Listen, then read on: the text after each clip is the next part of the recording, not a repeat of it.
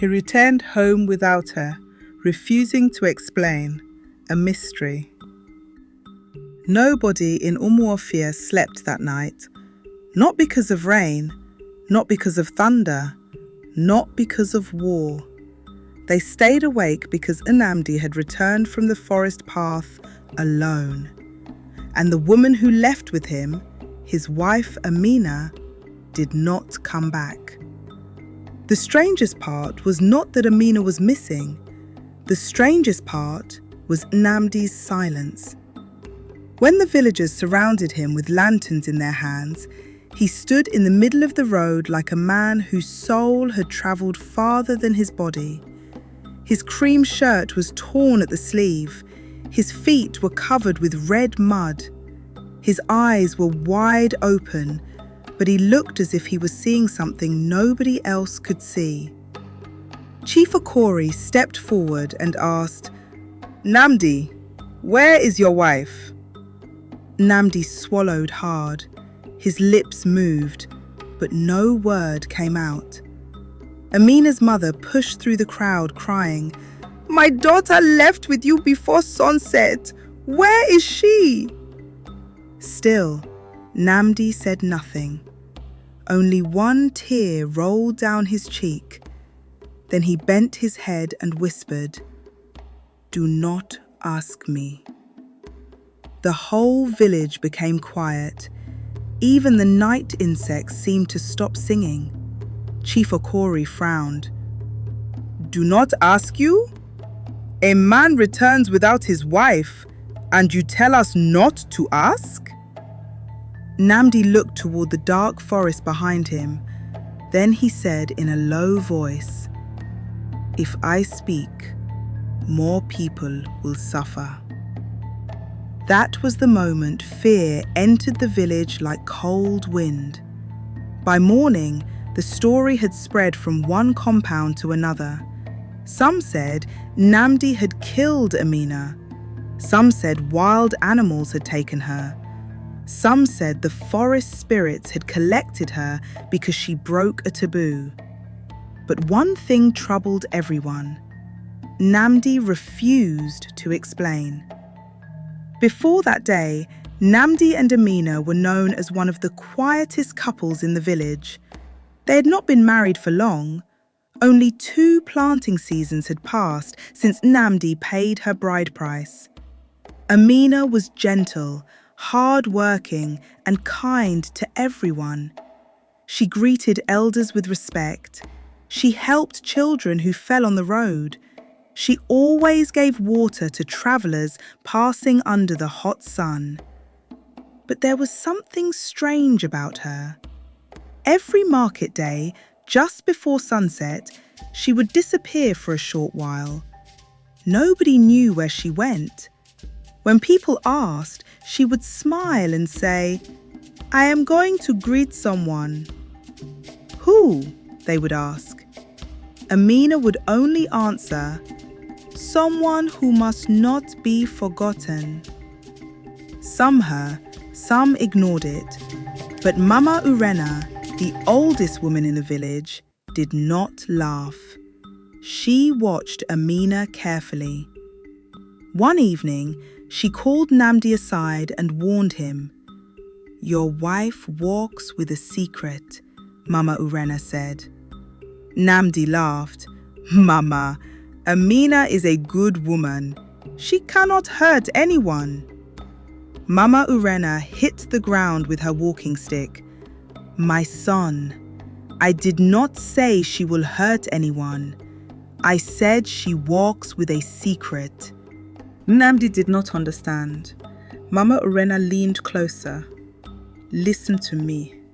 If your wife ever asks you to follow her to the old river after sunset, do not go." Nnamdi's smile disappeared. Why? The old woman looked toward the forest. Because some promises are not made to human beings. Nnamdi felt cold in his chest, but he forced himself to laugh again. "Mama, you speak in riddles." Mama Urena shook her head. "No, I speak because I have lived long enough to bury people who laughed at warnings. That warning stayed in Nnamdi's mind. For many days, he tried to ignore it. But once a seed of fear enters a man's heart, it grows even when he pretends not to water it. So one evening, when Amina tied her red wrapper and prepared to leave the compound, Nnamdi stopped her. "Where are you going?" She paused. Her face changed for just a second. Then she smiled. "I told you before, I am going to greet someone." Nnamdi stepped closer. "Who is this person you greet every market day?" Amina did not answer immediately. She looked at the doorway.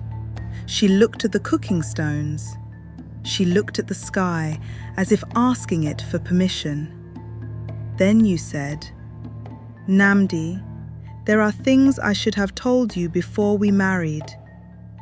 Nnamdi's heart began to beat faster. "What things?" Amina held his hand. Her palm was cold. "When I was a child, I almost died near the old river. My mother had left me by the bank while washing clothes. The water rose suddenly. Something pulled me in."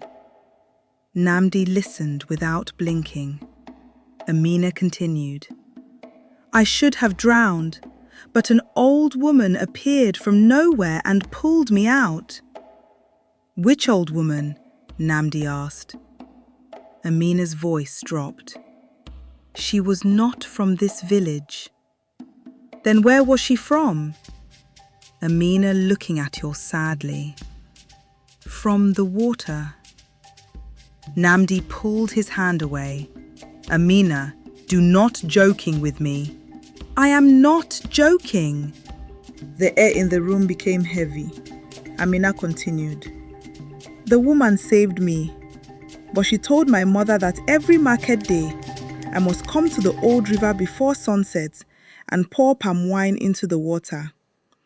She said it was not worship, it was remembrance. She said if I ever forgot, the river would remember me." Nnamdi stared at her. His anger rose quickly.